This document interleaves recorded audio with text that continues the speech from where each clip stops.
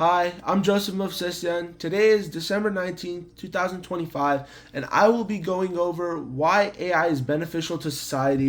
Here, this is Carla, and this is Armand. And yeah, let's dive into this. So, everyone raise your hands if you've used face recognition to unlock your phone, Google Maps to go somewhere, Netflix recommendations, or use ChatGPT at all this week. All right. I see both of you raise your hand. If you didn't, you'd probably be lying because I think everyone uses those things. But those things use AI, or use AI to operate. Even if we don't realize it, AI is changing the way we do things as we speak. I know I use AI often for ideas, to study, and even when I need an opinion on certain things. It's affecting the way we learn, the way we work, the way we want to complete tasks, and even in the way we make decisions. In the modern day, understanding artificial intelligence is crucial. According to Forbes, 66% of people regularly use AI globally. And yes, that's in the entire world. It's only expected to grow from here, and the more that it grows, the bigger impact it will have on society.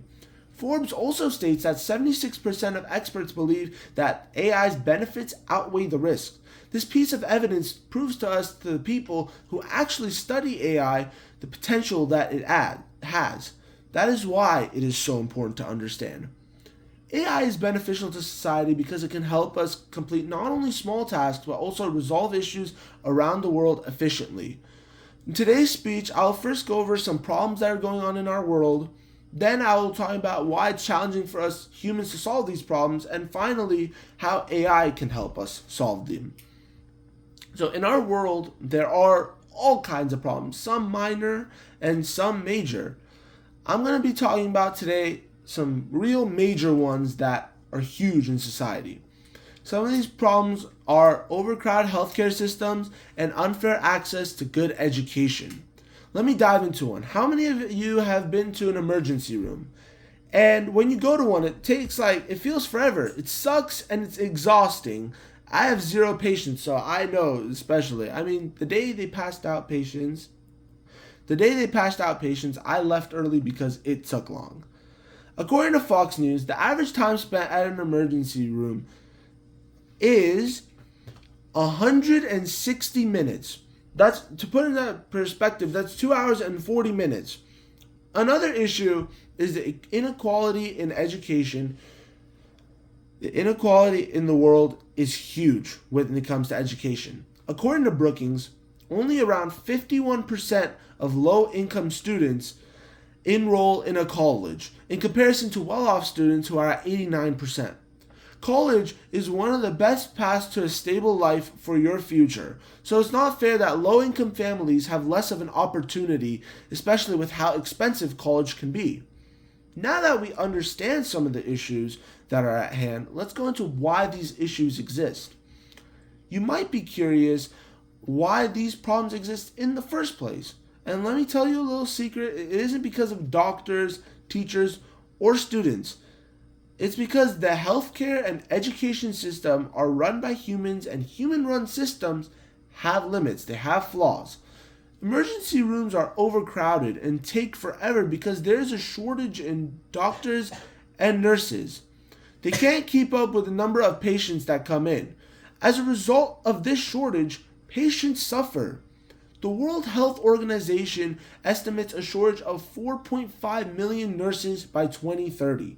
Worldwide, there are 29 million nurses, so that would be around a 14% drop, which doesn't sound like much, but it's huge.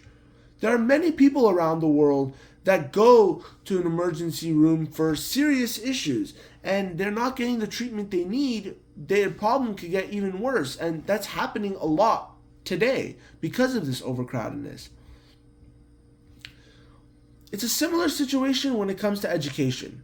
Low-income students are not able to receive as much funding either. According to College Board, the average in-state public university tuition is about $12,000.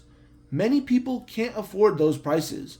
You also have to account for the cost of dorms, textbooks, etc. It's absolutely ridiculous and unfair. Luckily for us, AI provides a solution for those problems. As I stated earlier, it's having a huge impact on society, and as time progresses, it will have a bigger impact.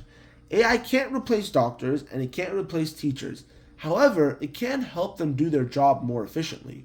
You see, if the healthcare system uses an AI system, they can prioritize certain patients based on their severity level of their condition or whatever's going on. It can also create a faster diagnosis and analyze data more efficiently. According to the National Library of Medicine, in the diagnosis of, and I quote, in the diagnosis of VRAF Murine sarcoma viral oncogene homolog B1 V600E mutation in colorectal carcinomas, the AI model presented a 93.8% diagnostic accuracy. That is far more accurate than any human can ever do. AI can also take things like paperwork and scheduling. It can take care of it, which allows doctors and nurses to care more for their patients rather than just filling out a bunch of papers to waste their time. When it comes to education, AI can be used as a personal tutor and a resource to study, all for free, as long as you have access to some kind of electronic device in your household. According to the University of Illinois, AI can help provide feedback for students to improve their work. This can hugely benefit students that don't have money to pay for tutors and to society as a whole. Throughout this speech, I pointed out some of society's problems today, why they are a problem, and how AI can be used to solve these problems. AI is beneficial to society because it helps us solve problems around the world. Now you can see how AI can improve society so much, so greatly. Thank you.